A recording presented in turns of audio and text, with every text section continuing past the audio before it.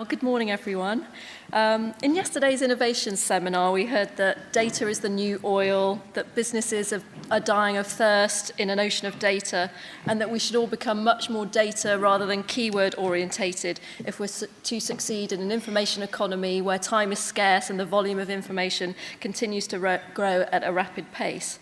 So while these comments are made in a slightly different context, I think the themes and the opportunities associated with big data apply to the topic of today's panel, particularly when thinking about information strategies to drive more intelligent and efficient services around scholarly content and the competitive edge this can provide. So with semantic enrichment increasingly becoming the norm, this session has been designed to review what's new in this area and to reflect on the challenges that are faced when trying to implement a semantic enrichment taxonomy and manage a living, breathing taxonomy.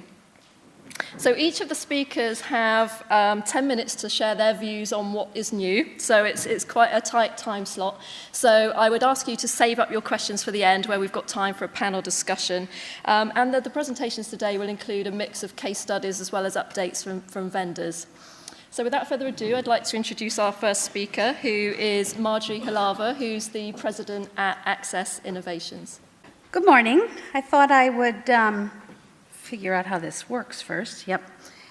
Take you quickly through a bunch of screenshots. So I think I have 20-some slides in 10 minutes, so we're going to go through it fairly quickly. But the idea is what's new in semantic enrichment? And so I have some quick little case studies about smart submit, recommender, linking data, some search, some auto legacy tagging, some automating medical tagging, author and affiliation disambiguation, which you already heard quite a bit about from Evan this morning, so I won't focus on that, and visualization based on semantics. There's a whole lot more going on, but we only have 10 minutes.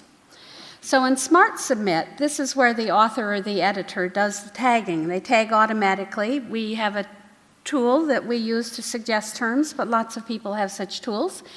But the important thing is that the terms come from a controlled vocabulary. By whatever name you call it, these are all different output formats that can be used from a controlled vocabulary or knowledge organization system tool.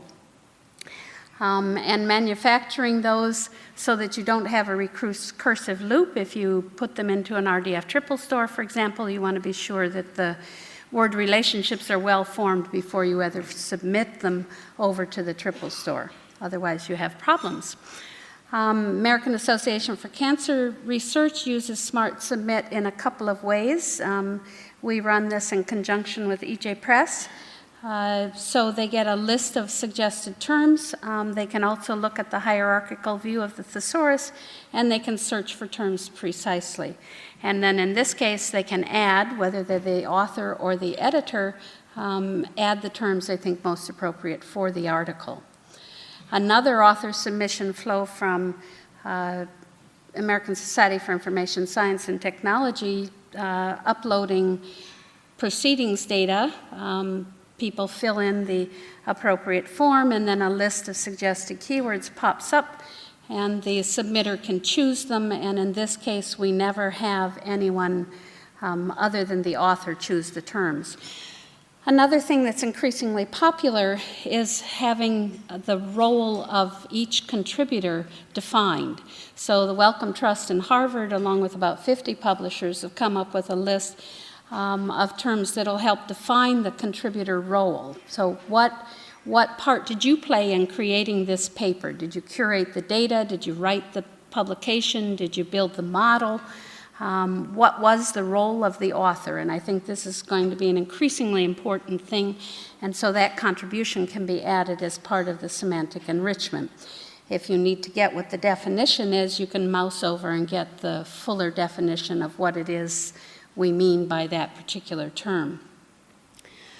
Another possibility is to recommend in the search end of things what additional items might be of interest. So a search might surface an article, and based on the semantic fingerprint, which is really the terms applied to that article, you get a way to link all manner of other information. So you can link additional articles, people, podcasts, upcoming grants, upcoming events, and so on, so that all of that data that is indexed the same way using a controlled vocabulary can be surfaced at the same time in a web instance. So you have all of this data that really surrounds the information that you've presented or that the user has found. So it gives a very rich interaction, very sticky site for the user. In search, I feel like I'm running through a wind tunnel. You can leverage a controlled vocabulary and use that as a basis for the faceted search and let the customers contribute additional information. A recent release from Public Library of Science shows how this happens. You see the abstract in the middle, and then the yellow on the side is actually the subject areas applied to that particular article. These are all indexed fully automatically. But in doing that, then the user can comment on those terms. And if you look at the PLOS site today, there's a whole lot of social interaction happening around and building of communities of practice based on these keywords, so that people are joining a community of practice based on a keyword, based on an article that's been surfaced. It gives a particularly rich experience, and people know how many articles are published on any particular topical area at the time they're doing the search, so they know if there's broad engagement from the publisher or just fairly narrow and discrete group. They can also quickly look up everybody that's dealing specifically with their topical area. Another way of doing search, this one from a e-commerce site for educational media, you see on the left-hand side this, I don't know how to, yeah, here. Can you see that? Nope, you can't. So on the bottom left-hand side, it indicates that you can browse the full hierarchy of a traditional taxonomy or thesaurus presentation. Up in the middle, in the drop-down box, you see a type ahead that's based on the controlled vocabulary, and in this case, the controlled vocabulary of the taxonomy has preferred and non-preferred forms of the term. Since the user doesn't know which one they want, they just know their topic. They don't know which one you chose as the preferred form. When you execute the search on any term or segment of that term, it gives you the appropriate preferred term, and it also surfaces, as you see on the right-hand side, any relationships, any related terms from different hierarchies, as well as narrower terms to guide the user into a deeper search. There are lots of different search engines. This is the FAST stack for now owned by Microsoft, but in this stack, you can use the semantic enrichment in a couple of places. One is in the document processing layer, where people are adding documents to the system, and you can enrich at a number of points in that process. In this case, they ingest at they do it at the time of ingestion or document processing.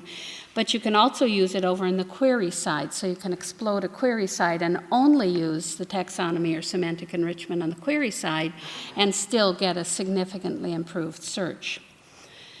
For tagging, a lot of people have legacy collections, decide that they want to build a taxonomy or an ontology and put some vocabulary control on the ever-mushrooming use of the language. And they have to do it fast. They need to get pretty high accuracy, and they may want to do it on full text and use inline tagging, or they might just want to do it as metadata enrichment and add the subject metadata from a controlled vocabulary to a separately stored batch of metadata in a related database. What's important is that the accuracy be very high. So if it's not at least 85% at the time that it launches, you really need to do a lot of human curation. Human curation can happen either while you're dealing with the word list, the taxonomy, or it can be at a different point in the engagement as you look at every single article. But if you have a big collection, 8 million documents or 800,000 documents or something, it is prohibitive to look at all those documents. So ways to process automatically is much more interesting and helpful, but the accuracy level must be high. So we don't release anything unless it's at least 85%. In inline tagging, looks good from where I'm standing, but you can see some of the words are highlighted in red, and we have one box there that's kind of a pop-up box that gives the terms that were applied to a particular topic. You can add the terms to the end of the document in relevance ranked order, or you can inline tag them. And if you inline tag them, then that means that the search can zoom directly where in maybe a 30-page average document, you can zoom directly to the place where that concept you're interested in is mentioned instead of getting put at the front of the document and having to wade through the whole thing. For batch processing, you want to set up the batches, and the upper blue box shows you that you can name the files that you want to have processed, and the lower left box shows that you can customize the batch as each batch is run depending on what kind of information you want to have. And then you can look at, as the data processes through, what the suggested indexing is and in relevance order. So as you're processing big batches of data, it gives you a way to sample what's happening in the data. I mentioned medical coding. There's a great deal happening in the U.S. at least with the launch of the ICD-10, which is 155,000 medical codes. There's a code for if your left big toe gets bitten by a turtle. There's a separate code for if your right big toe gets bitten by a turtle. I think it's really overkill, but it is mandated in the U.S. for October of 2014. The rest of the world is already using it. It moves up from the 15,000 codes of the ICD-9. So significant amount of automation needed to make this coding accurate. Nobody can remember that many codes.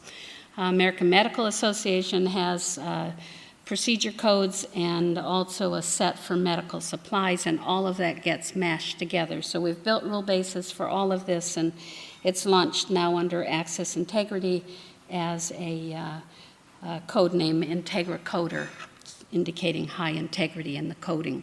This gives you an idea of what the screen looks like. People can log in. We think it's a somewhat disruptive technology in the medical coding industry.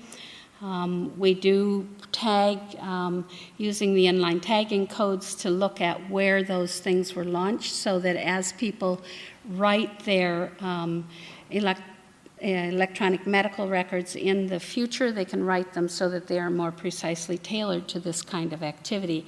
And then you see in the bottom middle a list of code suggestions. Another way to use these technologies is an author disambiguation. A semantic fingerprint is made for each of the authors, so not only are we doing it by name and place and date, we're also doing a significant amount of profiling of each of those people on what they publish on, and then that can help support going out to find peer reviewers, for example. If you know what somebody publishes on, then the likelihood that they will review somebody else's paper on a similar topic is pretty high. We are also doing a fingerprint on the affiliations, the institutions where those people publish, to get an idea of what they are publishing on by department. It's also helpful in marketing, because you can go to some institution that wants to cancel their subscription and say, you know, you had 15 people from this department publish on this particular topic in our journal last year. I'll bet they don't want you to cancel this subscription. Another way to use semantics is to look at the data itself and see what's growing and what's not growing.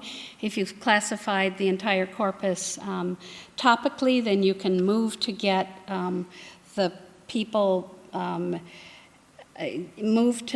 based on the topical areas, find out what's enlarging and what's shrinking, where the new linkages are, and it's a very effective way to do any kind of forecasting. Other ways to look at the data: how is it laid out? How deep is it? This is a radial graph that gives an idea of the depth by topical area. Of course, we believe in lots of workflow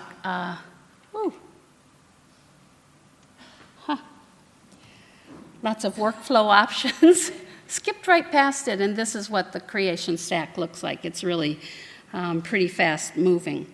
You can target subjects to a user role. You can classify authors or institutions or other people at a place. This is based on cancer research, but it could be most anything. If you've profiled the organizations, you know where they are.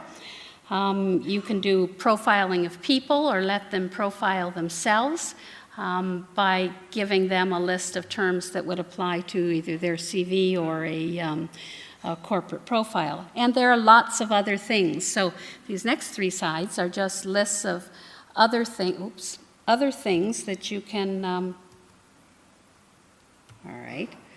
that you can do with taxonomies and semantic enrichment in your own data. The list is endless. I'm passionate about it, and I would be happy to talk with you about it. So I'll hang out by that table out there at lunchtime or in the break, and Jay and I would be happy to talk to you about it. We are a semantic enrichment provider. We create the data harmony tools. We've done over 600 taxonomies, over 2,000 engagements.